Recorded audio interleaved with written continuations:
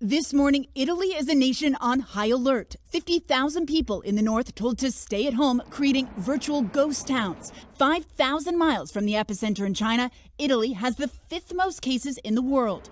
The sudden spike leading Italy's prime minister to take what he calls dramatic measures. Trains now being inspected at the border with Austria, schools closed in the state of Lombardy, the famed Milan Cathedral now shuttered to tourists, the Venice Carnival cut short. And a stark image for the end of Milan's Fashion Week. Here, Giorgio Armani holding his runway show in an empty theater, models on a darkened catwalk while those in attendance stream the show from a safe distance. Meanwhile, South Korea has now raised its coronavirus alert to the highest level. Its president saying the country faces a grave turning point with 7 dead and nearly 800 confirmed cases. 115 of those cases are linked to one church in the city of Daegu. At least 14 countries now restricting travel from South Korea. And aboard the ill-fated Diamond Princess cruise ship in Japan, a third passenger has now died, an 80-year-old Japanese man. 14 Americans who tested positive for coronavirus were allowed to return back to the U.S. from the Diamond Princess last week. The New York Times reporting President Trump was surprised by the decision and infuriated they were permitted to return. Fears of the virus spreading have sparked a backlash from some states receiving evacuees. The city of Costa Mesa in California filing a temporary restraining order against setting up a quarantine site at a state hospital there. We're a compassionate community, but we are not going to continue to be the place where everybody drops off their crises and expects us to correct it.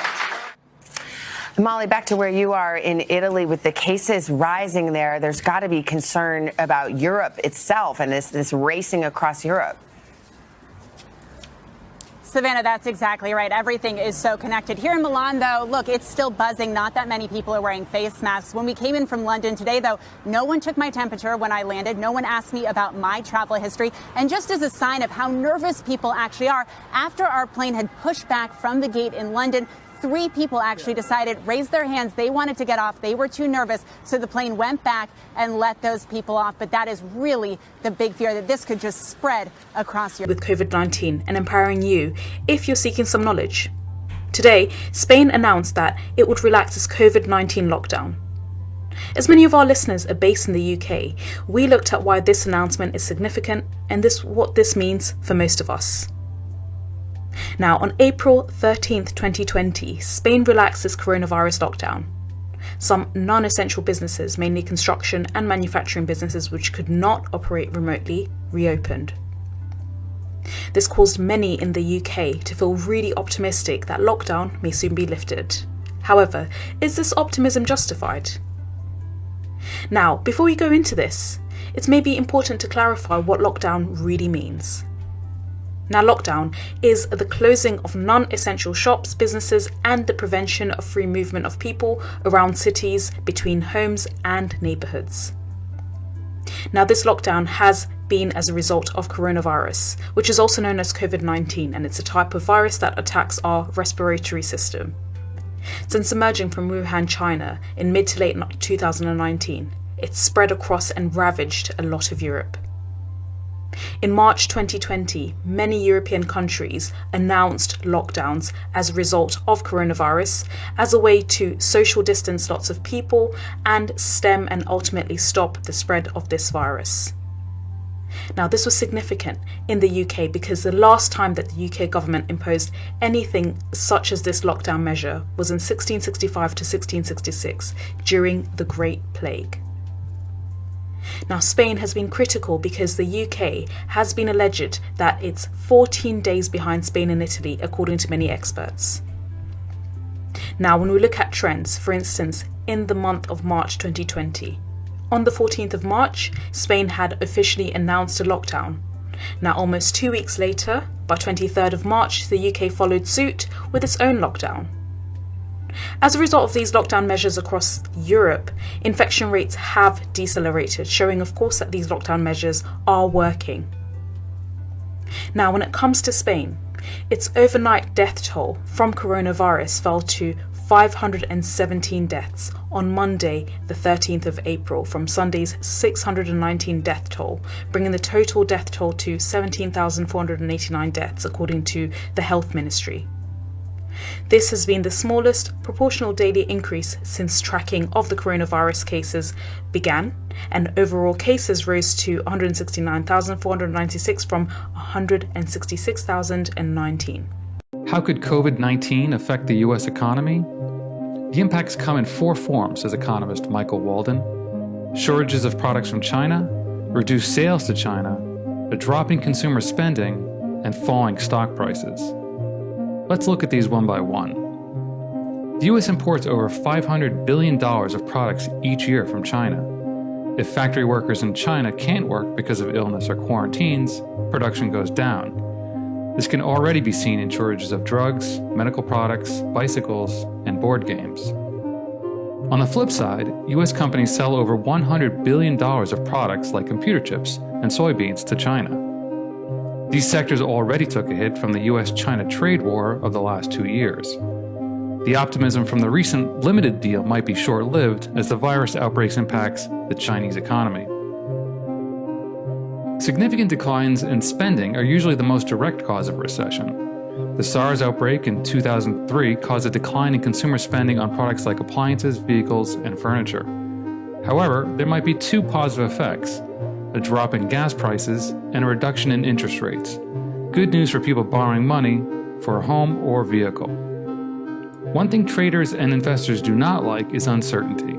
No one knows how bad the outbreak will get and what the impact might be. A falling stock market could affect the economy by sapping consumer confidence and reducing their spending. As long as U.S. consumers continue to spend, the economy will continue to expand, and there's little risk of recession. If the stock market tumbles further, however, all bets may be off.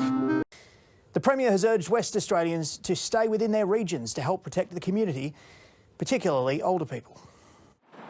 Travelling outside of your home region will be banned in WA from midnight Tuesday, with rule breakers facing big penalties. Police have the power to enforce these restrictions if necessary, with fines of up to $50,000. These are the regional borders people will need to stay inside. The Perth and Peel regions will combine into one, allowing people from Mandurah to travel into Perth. But there will be some exemptions.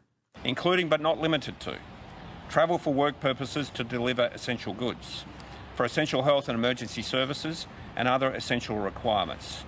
Exemptions on compassionate grounds will also be in place. Now, ahead of the imminent review of the lockdown imposed on the Federal Capital Territory, Lagos and Ogun states by the President Muhammadu Buhari, the Nigerian Medical Association has advised the federal government to again extend the lockdown, which ends on Monday, tomorrow. This, the association said, would help to contain the rapid spread of the coronavirus. It added that with the exponential rise in the number of cases recorded across the country daily, people should not see the lockdown as a punishment, but a necessary measure to contain the spread of the deadly virus. It, however, stressed the need for fair distribution of the palliatives to cushion the hardship the restriction has cost Nigerians. As of April 13, when the president extended the lockdown, the number of cases was 343 in 19 states and the FCT. The number of deaths was 10, while 91 persons had been discharged. But there were 87 new cases on Saturday, pushing the number of cases to 1,182 in 28 states and the FCT. The number of deaths rose to 35, while 222 persons have been discharged.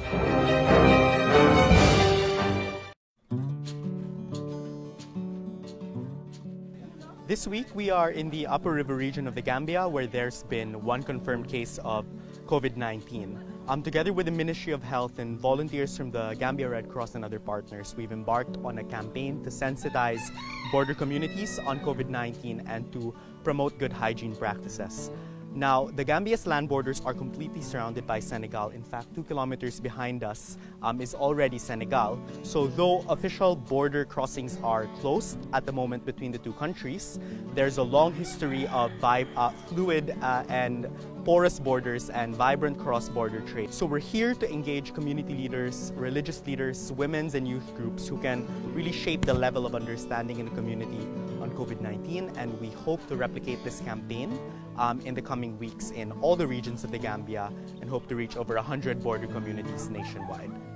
Zimbabwe's President Emmerson Mnangagwa on Sunday extended the lockdown order to contain the spread of coronavirus by 2 weeks, but would allow mining companies to get back to work. Mnangagwa said the lockdown will continue because the country had not yet met conditions set down by the World Health Organization to lift the measures. 3 people have died from the virus out of the 25 confirmed infected in the southern African country, but health experts expect the figures to rise once authorities ramp up testing.